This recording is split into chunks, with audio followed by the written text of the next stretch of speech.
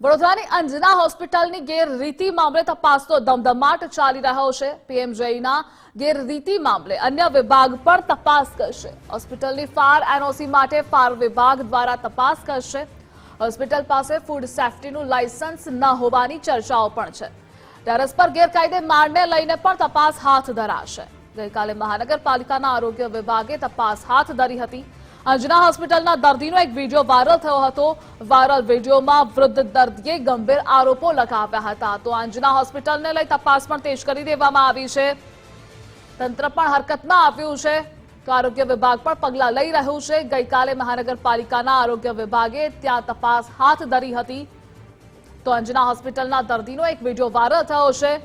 વગર જરૂરી oxygen mask પહેરાવી દેવામાં આવે છે આવા આરોપો દર્દી દ્વારા લગાવવામાં આવ્યા હતા અને ત્યારબાદ તેના ફોટા પાડી એપ્લિકેશન પર અપલોડ કરવામાં આવે છે। વેબસાઇટ પર અપલોડ કરવામાં આવી રહ્યા છે। તો આ હોસ્પિટલમાં પણ અમદાવાદની ખ્યાતિ હોસ્પિટલ જેવું હોઈ શકે છે, કૌભાંડ ચાલતું હોઈ શકે છે અને આ જ બધી સવાલોના ઘેરામાં આ હોસ્પિટલ આવેલી છે। વડોદરાની અંજના હોસ્પિટલ, જેને લઈ તપાસ તેજ કરી દેવામાં આવી છે। ફૂડ સેફ્ટીનું લાયસન્સ ન હોવાની ચર્ચાઓ પણ વહેતી થઈ છે આ હોસ્પિટલ પાસે। તો ટેરેસ પર ગેરકાયદે મારને લઈને પણ તપાસ તેજ કરી દેવામાં આવી છે કે ગેરકાયદેસર ટેરેસ પર આખરે ચાલતું હતું શું।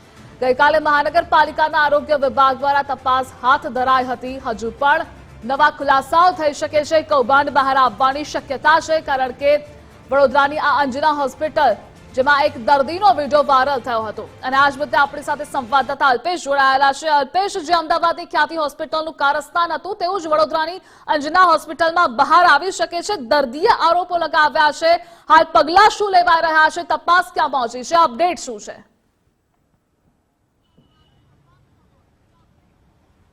બિલકુલ ધ્રુવીશા, વાત કરવામાં આવે તો અમદાવાદની ખ્યાતિ હોસ્પિટલ બાદ વડોદરાની જે વાસણા બાયલી રોડ પર આવેલી અંજના હોસ્પિટલ છે તે પણ હવે રાજ્ય સરકારની રડારમાં આવી ચૂકી છે। કારણ કે જે રીતે વાત કરીએ તો ગઈકાલે એક દર્દીનો વિડીયો વાયરલ થયો અને તેની અંદર દર્દી છે તે સ્પષ્ટપણે આક્ષેપ કરી રહ્યા છે અથવા તો મોટો ઘટસ્ફોટ છે તે કરી રહ્યા છે કે જ્યારે પણ કોઈ પણ જે સામાન્ય જે રોગના દર્દી આવે તેમને પણ આઈસીયુની અંદર છે તે દાખલ કરવામાં આવે છે અને ત્યારબાદ આઈસીયુની અંદર દાખલ થતા દર્દીને જ્યારે પણ આયુષ્યમાન કાર્ડ અથવા તો જે પીએમજય યોજના હેઠળ જે ચેકિંગ આવતું હોય છે ત્યારે આ જે દર્દીઓ છે તેમને ઓક્સિજન માસ્ક પહેરાવવામાં આવે છે અને ત્યારબાદ માસ્ક છે તે કાઢી નાખવામાં આવે છે। મહત્વની વાત અહીંયા એ છે કે આ માસ્ક છે તે માત્ર ને માત્ર જે આયુષ્યમાન કાર્ડની યોજના છે તેની વેબસાઇટ ઉપર અપલોડ કરવા માટે જ પહેરાવતા હોવાનો આક્ષેપ છે તે પણ દર્દીઓ કરતા જોવા મળી રહ્યા છે। સાથે સાથે તેને જ લઈને હવે રાજ્ય સરકારે પણ વડોદરાનું જે આરોગ્ય વિભાગ છે તેને તપાસ કરવા માટે આદેશ આપ્યા।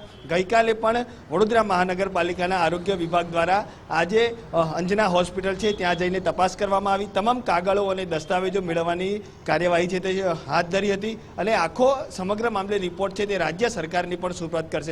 મહત્વની વાત અહીંયા આવે એ છે કે આરોગ્ય વિભાગ દ્વારા વડોદરા મહાનગરપાલિકાનું કોર્પોરેશન છે તે પણ ક્યાંક ને ક્યાંક હરકતમાં આવ્યું છે અને જે રીતે અંજના હોસ્પિટલનું જે બાંધકામ છે તેને લઈને પણ હાલ સવાલો ઊભા થઈ રહ્યા છે। કારણ કે આવડી મોટી હોસ્પિટલ બાંધી દીધી અને ક્યાંક ને ક્યાંક ફાયર એનઓસી ન હોવાની વાત છે તે પણ સામે આવી હતી અને તેને જ લઈને આજે હવે ફાયર વિભાગ હોય તે પણ તપાસ કરી શકે છે। અંજના હોસ્પિટલનો જે ઉપરનો માળ છે તેમાં પણ જે શેડ છે તો પતરાનો આખો તે બાંધી દેવામાં આવ્યો છે અને હાલ તેને લઈને પણ વડોદરા કોર્પોરેશન આજે ટીડીઓને ત્યાં મોકલે તેવી શક્યતાઓ પણ દેખાઈ રહી છે। સાથે સાથે જે રીતે પાર્કિંગની વ્યવસ્થા હોવી જોઈએ તેનો પણ આ જે હોસ્પિટલ છે ત્યાં અભાવ જોવા મળ્યો અને જ્યાં પાર્કિંગ છે ત્યાં આખીને આખી કેન્ટીન છે તે શરૂ કરી દેવામાં આવી।